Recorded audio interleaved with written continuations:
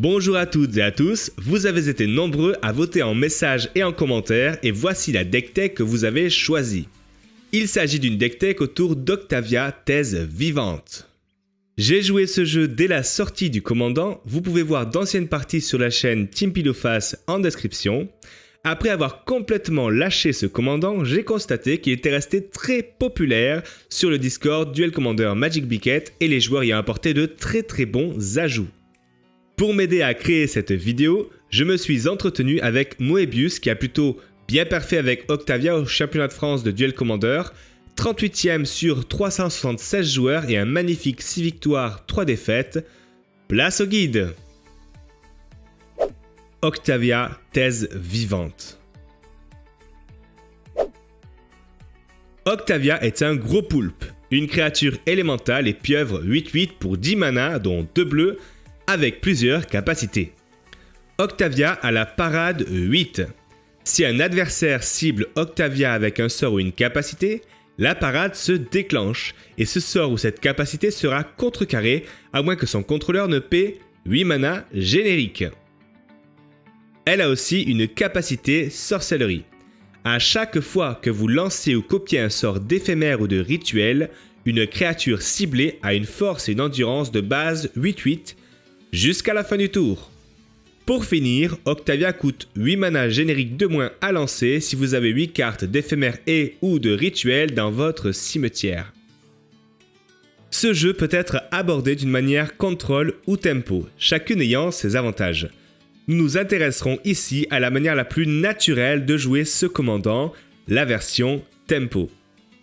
Honnêtement, il vaut mieux jouer un jeu autour d'un vrai commandant axé sur le contrôle plutôt que d'essayer Octavia pour ce type de jeu.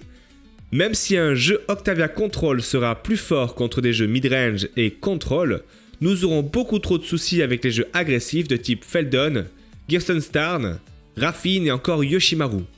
Mais alors, qu'est-ce qu'Octavia Tempo?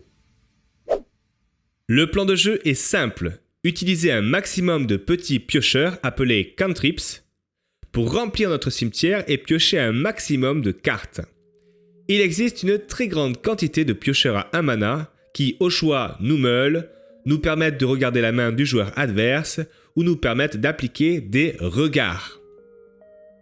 Il faudra jouer d'excellentes créatures avec de l'évasion ou des capacités liées au plan de jeu d'Octavia, un maximum de cartes pour renvoyer des permanents en main parmi les plus étranges et les moins chers de Magic, quelques contresorts parmi les plus efficaces pour un investissement de mana minimum, quelques contrôles pour terminer la partie comme Gigatorpeur, Engloutissement du littoral et encore Commandement cryptique, et quelques cartes pour remplir le cimetière d'un coup.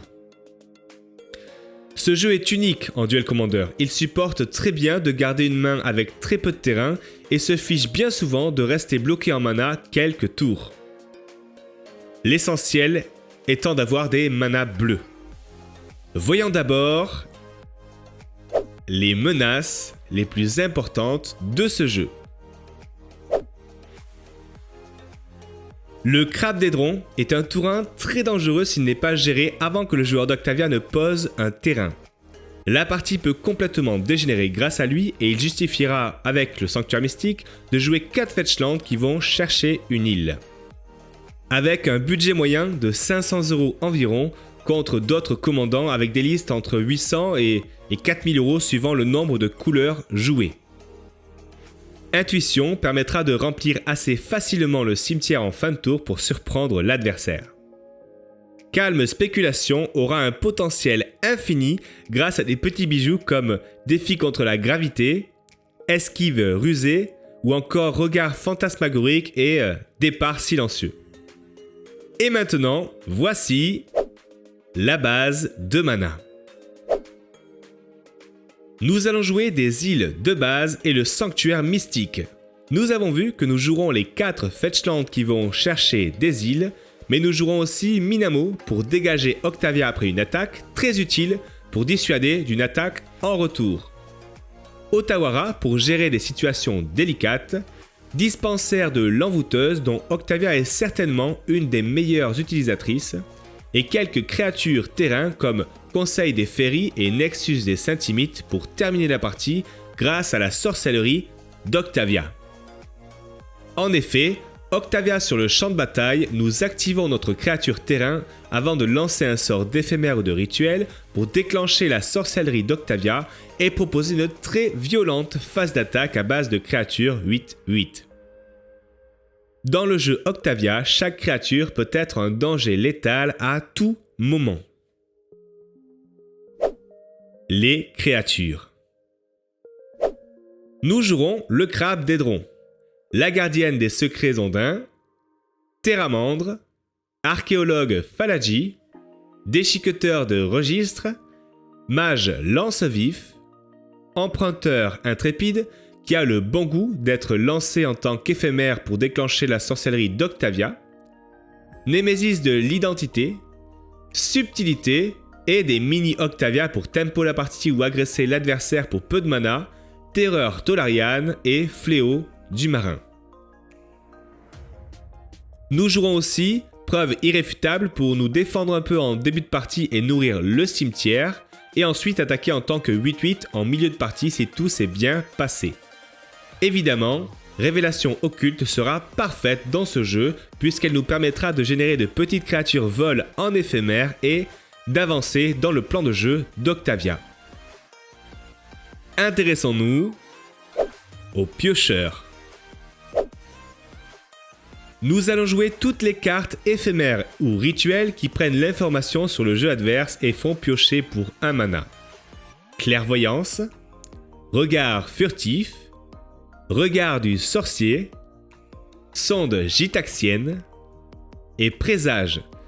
Ces cartes seront très utiles pour savoir si on peut lâcher les chiens tôt dans la partie. Ensuite, tous les piocheurs communs comme option, remue-ménage, contemplation, même passe-passe, prédestination et visionner du sérum. Il sera très utile de jouer les cartes qui permettent de se meuler comme écurage de pensée, note mentale ou encore scruter. Nous jouerons aussi des cartes d'éphémères et de rituels qui se recyclent, telles réprobation, erreur de calcul ou encore l'alorien révélé. Il est très important pour les cartes qui nous permettent de nous meuler de jouer des cartes modales éphémères terrain et rituels terrain. Elles permettront de meuler des cartes qui accéléreront l'arrivée d'Octavia et pourront éventuellement être jouées en tant que terrain ou sort depuis notre main. Perturbation Joirie, vision de Silundi ou encore restauration de Porte des Mers. L'évasion. Nous intégrerons dans notre arsenal des cartes qui permettront à Octavia de passer ses dégâts. Elles auront souvent un rôle très important quand l'adversaire aura peu de points de vie puisqu'elles le surprendront. Défi contre la gravité, charme de piraterie, dans ce métagame très bleu la carte est incroyable. Vous arrivez à une rivière et esquive rusée. Nous jouons aussi un très grand nombre de cartes pour renvoyer des créatures et des permanents en main pour soit ralentir le plan de jeu adverse, soit retirer des bloqueurs du champ de bataille, soit protéger nos permanents. Souvent, les joueurs adverses relieront plusieurs fois ces cartes parce que la plupart du temps, elles ne sont pas très jouées. Accro de vapeur, chaîne de vapeur, espoir volatilisé, départ silencieux, claquement, vent de blâme, vous arrivez à une rivière, commandement cryptique, bien qu'il soit plutôt joué pour engager les créatures adverses dans une phase d'attaque létale, et engloutissement du littoral. Engloutissement du littoral peut être aussi une condition de victoire relativement facile. Nous contrôlons Octavia et 2 créatures sur le champ de bataille. Nous lançons Visionner du sérum qui déclenche la sorcellerie d'Octavia. Nous ciblerons une de nos créatures, puis nous résoudrons la capacité et la Visionner du sérum. Enfin, nous lançons Engloutissement du littoral. Cela déclenche la sorcellerie d'Octavia qui va se résoudre avant Engloutissement du littoral. Ainsi, nos 3 créatures sont 8/8 avant de renvoyer en main toutes les créatures qui ont une endurance inférieure au nombre d'îles que nous contrôlons. Nous attaquons donc pour 24 blessures. Ne pas oublier que la sorcellerie fonctionne merveilleusement bien avec le fait de copier un sort d'éphémère ou de rituel. Ainsi, blocage cérébral et gigatorpeur peuvent aussi déclencher bon nombre de sorcelleries dans un même tour. Parchemin de marchand nous permettra d'aller chercher la carte adaptée pour vaincre notre adversaire rapidement. Les contresorts. Ce jeu génère beaucoup de menaces. Il nous faudra les meilleures cartes pour protéger nos points de vie, nos sorts et nos permanents. Chiconode de force, coller à sort, emporter, faux pas mental, perce-sort, remontrance sévère, contre-sort, déconcentration, déférence, erreur de calcul, fin du compte, fuite de mana, hébétude, perturbation joierie, réprobation, trou de mémoire, charme de l'archimage qui est extrêmement polyvalent, force de négation, commandement cryptique et la force de volonté. Ces cartes sont relativement évidentes dans le plan de jeu, donc on ne va pas s'étaler là-dessus. La couche 7. Il faudra parfois être très à l'aise avec la couche 7 des effets continus. En effet, nous contrôlons une Terramandre avec 4 marqueurs +1/+1 et 7 cartes d'éphémères et ou de rituels dans notre cimetière. Nous avons dans notre main un charme de piraterie et une option. Nous jouons charme de piraterie en ciblant la Terramandre pour lui donner +2/-1 jusqu'à la fin du tour. Ensuite, nous jouons Octavia pour 2 mana bleus, puisque nous avons 8 cartes d'éphémères et ou de rituels au cimetière. Pour finir, nous jouons Option qui déclenchera la sorcellerie d'Octavia et nous ciblons la Terramandre. Après toutes ces actions, à votre avis, quelle est la force et l'endurance de la Terramandre ? Vous pouvez mettre pause et répondre à cette question dans l'espace commentaire avant que j'explique l'interaction pour voir qui a eu juste et qui a appris quelque chose dans cette deck tech. Pour trouver la réponse à cette question, il nous faudra appliquer les effets continus dans l'ordre à chaque nouvel effet. D'abord, la créature est 5/5 grâce au marqueur +1/+1. Puis elle acquiert l'effet continu +2/-1 et devient 7/4 jusqu'à la fin du tour. Ensuite, nous jouons Octavia et nous lançons Option qui déclenche la sorcellerie d'Octavia et nous ciblons la Terramandre. Nous appliquons sur cette créature tous les effets continus dans l'ordre des couches. D'abord, nous fixons la force et endurance de base de la Terramandre à 8/8. Ensuite, nous nous intéressons aux effets qui modifient la force et l'endurance. Ici, le charme de piraterie qui donne +2/-1 jusqu'à la fin du tour et la Terramandre devient 10/7. Pour finir, nous appliquons les marqueurs et la Terramandre est 14/11.